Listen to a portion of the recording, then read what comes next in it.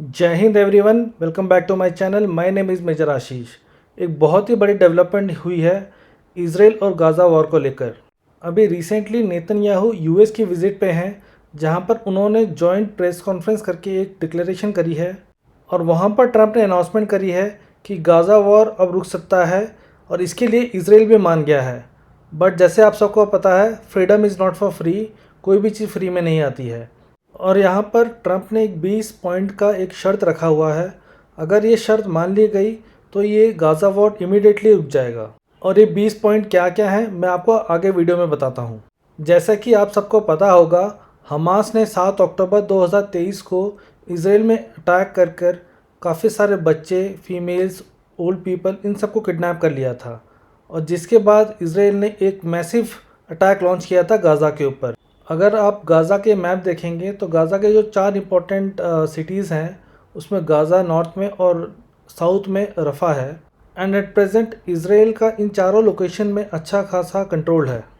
Hamas का basic modus operandi है कि इसराइल के ऊपर जो अटैक होना है वो पॉपुलेशन इलाके से करो, चाहे वो स्कूल, हॉस्पिटल्स, मॉस्क या रेसिडेंशियल इलाके हों। और जिसकी वजह से अभी गाज़ा में ये हालत हो रखी है कि आप बिफ़ोर और आफ्टर की पिक्स दे सकते हो कि किस तरह से पूरा गाज़ा बर्बाद हो चुका है। और इसका मेन रीज़न यही है कि इनकी जो मोडस ऑपरेंडी है कि रेसिडेंशियल इलाके से फायर करो इसराइल के ऊपर।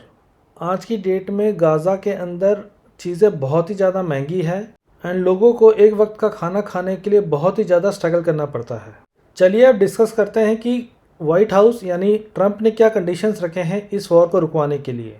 सबसे पहला पॉइंट है गाज़ा डी रेडिकलाइज हो जाए और टेरर फ्री जोन हो जाए, जिसके बाद वो अपने नेबर्स को कोई थ्रेट ना पोजेस करे। गाज़ा को रीडेवलप किया जाएगा, जो कि बेनिफिट होगा गाज़ा के लोगों के लिए, जिन्होंने ऑलरेडी काफ़ी ज़्यादा सफ़र कर चुके हैं। अगर दोनों साइड अग्री कर जाएं तो ये वॉर इमीडिएटली रुक जाएगी और इजरायली फोर्सेज जहां पर है वहां से वो विड्रॉ करना शुरू कर देगी। और जैसे ही 72 आवर्स के अंदर इसराइल ने पब्लिकली एक्सेप्ट कर लिया ये एग्रीमेंट, तो जितने भी हॉस्टेजेस हैं उनको, जो जिंदा हैं या मर गए हैं, उनको रिटर्न कर दिया जाएगा। जैसे ही इजरायली हॉस्टेजेस रिलीज़ कर दिए जाएंगे तो इसराइल भी जो 250 लोग हैं जिनको लाइफ सेंटेंस मिला है और जेल के अंदर है, प्लस 1700 जो गाज़ा लोग हैं जिनको अक्टूबर 7 के बाद उन्होंने डिटेन कर रखा था, उन सबको रिलीज़ कर देगी। और एक बार हमास ने इनके हॉस्टेजेस लौटा दिए तो हमास के जो मेंबर हैं, जो कमिट हैं पीसफुल और को एग्जिस्टेंस और डिकमिशनिंग के लिए, जो अपना वेपन त्यागना चाहते हैं, उनको एमनेसिटी मिल जाएगी। एमनेसिटी का मतलब होता है कि कोई भी टाइप का क्राइम है उसको पॉलिटिकली माफ़ कर देना। जैसे ही गाज़ा का ये अग्रीमेंट मान लिया जाएगा, उसके बाद गाज़ा में इमीडिएटली जो भी एड है, इक्विपमेंट, इलेक्ट्रिसिटी, सूवेज या फिर जो भी रबल्स हटाने का जो भी इक्विपमेंट है, वो सारा चीज़ भेज दिया जाएगा। गाज़ा में इनिशियली टेम्परेरी गवर्नमेंट का इस्टेब्लिशमेंट किया जाएगा, एक स्पेशल इकोनॉमिक जोन भी बनाया जाएगा और जिसके बाद ये भी देखा जाएगा कि जो टैरिफ है और बाकी सारे रेट्स है उसका अफेक्ट गाज़ा के ऊपर ना पड़े। एक इम्पॉर्टेंट पॉइंट ये भी है कि किसी को गाज़ा छोड़ने के लिए फोर्स नहीं किया जाएगा।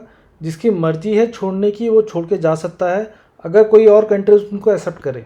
हमास और उनके सपोर्टर्स का गाज़ा के गवर्नेंस में कोई भी रोल नहीं होगा। गाज़ा के अंदर एक ISF यानी इंटरनेशनल स्टेबलाइजेशन फोर्स को इस्टेब्लिश किया जाएगा, जो टेम्परेरी होगा और ये यूनाइटेड स्टेट्स और अरब कंट्रीज़ मिलके इसमें जो अपना योगदान देंगी।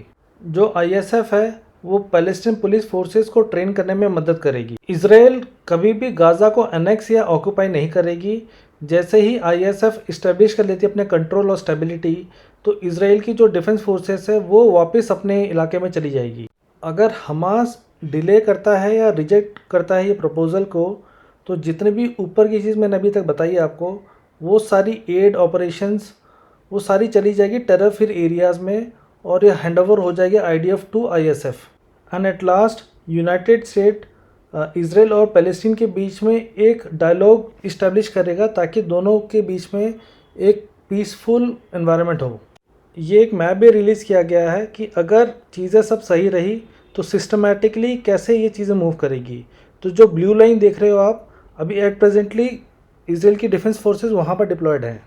फिर जो आप येलो लाइन देख रहे हैं वो इनिशियल विड्रॉ होगा और सेकंड जो रेड लाइन देख रहे हो सेकंड विड्रॉल होगा। और फाइनली जो ब्रैकेट्स में देख रहे हो जो लाइंस हैं वो थर्ड विड्रॉल होगा जो कि सिक्योरिटी बफर जोन होगा। तो इस तरह से यूएस ने एक प्रपोज़ल रखा है in front of Palestine, Gaza और हमास। और गाज़ा पीस प्रोसेस का ये जो प्रपोज़ल आया है उसे पीएम मोदी ने भी काफ़ी ज़्यादा वेलकम किया है।